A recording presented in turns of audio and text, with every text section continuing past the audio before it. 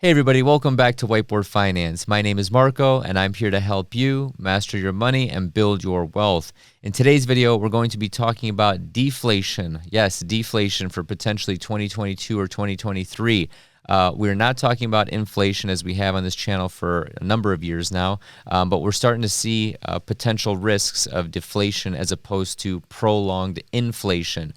So the title of this presentation today is The Great Deflation of 2022. Asset prices are flashing the signal. This was put together by myself and my research analyst, Joe Consorti. Go check him out. So what is deflation and what causes it, first of all? So let's go over the definition of deflation. So deflation is a general decline in prices for goods and services, typically associated with a contraction in the supply of money and credit in the economy. Deflation usually occurs during a deep recession when there is a sustained fall in demand and output. So that's basically what this chart is showing you. Demand, AD stands for aggregate demand. Production, this is basically output right here. So let's look at some of these factors very quickly. So global recession, I think we can check the box on that one. That is starting to happen. Fiscal austerity, this is basically higher taxes to fund spending, raising taxes while cutting non-essential government functions, or lowering taxes and lowering government spending. So the first one I think we're starting to see with more taxes here. Decline in confidence, yes, I would agree with that. Fall in money supply, I wouldn't necessarily agree with that. If you look at a chart of M2 money supply, it looks like a hockey stick. However, we haven't talked about the velocity of money on this channel, meaning how many times a dollar changes hands in very simple terms. And then on the other side of this, we have lower oil prices, which we'll be talking about in this video. Improved technology. This is Jeff Booth's whole thesis, talking about how technology is deflationary. And then also falling import prices, lower costs of production. This causes deflation. So now let's get into stuff that's actually happening right now, so real life examples. So commodity prices are rolling over.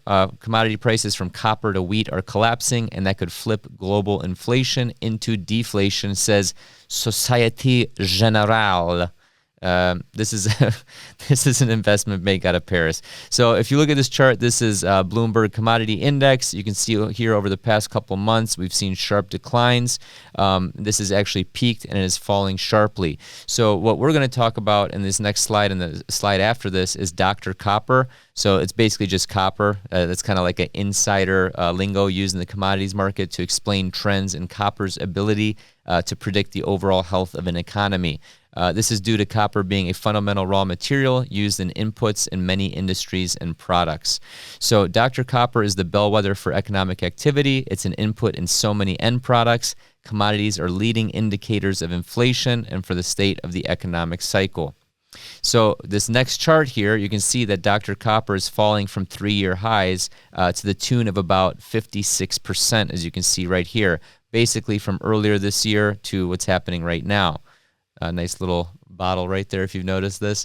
So hawkish expectations for the Fed's guidance add to concerns of a slowdown in the global economy that pressured copper prices to fall sharply since June. Heightened geopolitical tensions in the Asian region also kept markets on edge. So cyclical activity is slowing. So let's take a look at lumber here. Lumber is another commodity that's very important and used in a lot of stuff. So lumber prices have experienced a major landslide. Badooch. Hold on. Bruh. Hold on. Which one is it?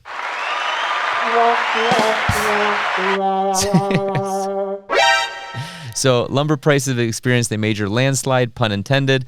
This is a clear signal that cyclical activity is grinding to a halt. So if you look at the sawtooth pattern of basically expansions and contractions, we're seeing that over and over and over again. This is since 2020. So this is basically rises and falls in demand. So if we continue here, this is a huge one. So crude oil and gas. This is an input into so many products. But basically, the input for refined gas products and one of the most popular gas-derived end products are falling in price, as we mentioned earlier. Remember the first slide that we talked about, signaling demand destruction, more deflation. So oil prices are falling. That is one slippery slope. So markets hate uncertainty. So right here we're looking at Treasury say the Fed will be done soon. So this one may be a little bit hard to see, but in white, this line is the 2-year Treasury yield. In blue, this is the Fed funds upper bound, okay? So the Fed funds upper bound is the upper limit of the federal funds target rate. This is basically the rate at which the Fed lends money out to commercial banks for very simplified terms. So the 2-year Treasury yield represents the market's expectation of the Fed funds rate. And you can see it's always leading the blue blocks, if you will. So every time the 2-year falls below Fed funds rate, the Fed's hike cycle is over. So if the Fed continues hiking above Fed funds expectations, if you can see my laser pointer over here to the right, it would be disastrous for the markets, sending asset prices through the floor. Markets hate uncertainty. The next slides, we're going to teach you how to benefit, and then also my thoughts at the end. But before that, let's get into today's sponsor, Policygenius. I used Policygenius to find the right life insurance for my family. The peace of mind knowing that my daughter is covered just in case something happens to me is priceless. Even if you have coverage through your job, this may not be enough for most people. Most people actually need 10x the life insurance that their company provides. Typically, life insurance gets more expensive as you get older, so it's smart to get a policy sooner rather than later. They even have options that offer coverage in as little as a week to avoid unnecessary medical exams. Policygenius never sells your information to other companies. Since 2014, Policygenius has helped over 30 million people shop for insurance and has placed over $150 billion in coverage. Policygenius is an insurance marketplace that makes it easy to compare quotes from top companies like AIG and Prudential, all in one place to find your lowest price on life insurance. You could save 50% or more on life insurance by comparing quotes with Policygenius. Options start at just $17 per month for $500,000 of coverage. Just click the link in the description or head to policygenius.com/whiteboardfinance to get personalized quotes in minutes and find the right policy for you. The licensed agents at Policygenius work for you, not the insurance companies. They are with you the entire process to help you understand your options and make decisions with confidence. Head to policygenius.com/whiteboardfinance to get your free life insurance quotes and see how much you could save. Okay, thank you for sitting through that spot. That's how I pay Joe Consorti. That's how he affords his ramen. And that's how he feeds his 13 cats. No, I'm just kidding. I don't know if he has cats or if he eats ramen. I'm just pulling his leg. So what happens next and what can we do? So typically in deflation, we have a reverse wealth effect. So in inflation, you see all these headlines of the 1% getting rich and, inflation balloons Elon Musk's net worth by, tens of billions of dollars, right? So typically we see the reverse happening during deflation. So as the value of consumers' wealth drops, they will spend less, driving prices down. This negative feedback loop of falling asset prices will continue until substantial liquidity re-enters the system. So what are we doing? Hold dollars and other liquid assets. Dollars are strengthening, as we talked about in my last video. So holding plenty of dollars along with liquid assets like Treasury bills and notes will be your best bet at outperforming deflation. So this is counterintuitive to everything we've talked about on this channel because we've been in such a high growth low Fed funds rate environment. We've had ZIRP, zero interest rate policy, for years now. It's basically counterintuitive to what I've been teaching on this channel, but it makes sense if we're going to see deflation. Remember, this channel is the signal. A lot of other channels are noise. You want to find the signal, not the noise. So this is going to be a little bit ahead of its time, in my opinion. So pay down debt. I know we talked about how debtors are winners in an inflationary environment and savers are losers. If we do go into deflation, we'll be seeing more expensive dollars. Your debt is about to become more expensive to service.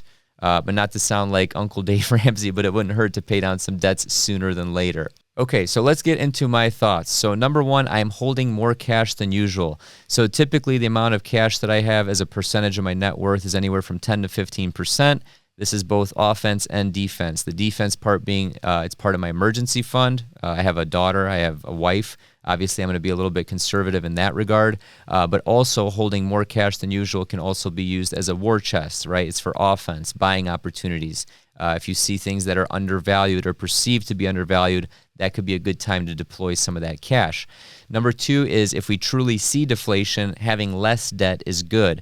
So the example that I always give over the past 3-4 years of doing this is that savers are losers in a high inflationary environment.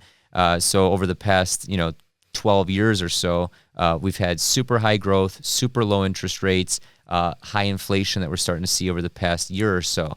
So savers are losers. Why? Because you're losing your purchasing power to high inflation. Your money is becoming worth less. It is able to purchase less over time.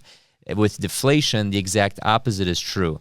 Typically, in an inflationary environment, debtors are winners, right? That's what every real estate developer in the world banks on, right? Is money becoming cheaper over time. They lock in that fixed rate debt, and they're able to pay down this asset with cheaper dollars down the road, right? But with deflation, the exact opposite is true. We want to have less debt and we want to have more cash because the cash will eventually be worth more. It'll be able to buy more. The purchasing power will typically increase. And then number 3, finally, asset prices may start to decline because of less and less demand. So in the previous slide, we talked about people's wealth perceived to be going down. Their savings rate will typically increase. They will start to cut back on discretionary spending, thus sending the price of those goods lower and lower. It just has to balance out supply and demand, right? So barring logistics, obviously we're having a bunch of logistics problems with the chip shortage with cars, all these boats docked off of, sitting off the shores of like Long Beach, if you will, at the docks. So I get it. There's logistics issues going on right now. Sometimes these manufacturers of things like cars, for example, they simply can't lower their costs. Otherwise, they'd be losing money on everything they sell. But with other areas, we could start seeing less and less demand, thus sending prices lower. So I know I've talked about inflation for years on this channel. For 2023, we may be actually seeing some deflation or less prolonged inflation. I want to know what your comments are or your thoughts are about this down below. Are you starting to see prices come down? We're starting to see gas come down. We're starting to see other things come down, but they are coming down from essentially all-time highs. Going back to my house analogy where it's like, yes, housing prices are coming down. We are starting to see price cuts. But where are those price cuts coming from? They're coming from the top of Mount Everest, not your median or average prices that we've seen over the years. So as always, I hope you got value out of this video. Let me know your thoughts below. Can't wait to release Whiteboard Finance University. This is my school with multiple teachers. We're going to have stocks, ETFs, options, macro discussion, digital assets, real estate, a little bit everything. It's the finance education that you don't have to pay 70 grand a year for. It's going to be very reasonable. So super excited for that. That should be ready in about 60 days. I'm in the process of building it out right now and hiring and onboarding all the professors. If you're interested, check out the waiting list down below. And as always, have a prosperous day. Bruh. There we go. Okay, so 2 economists walk into a bar.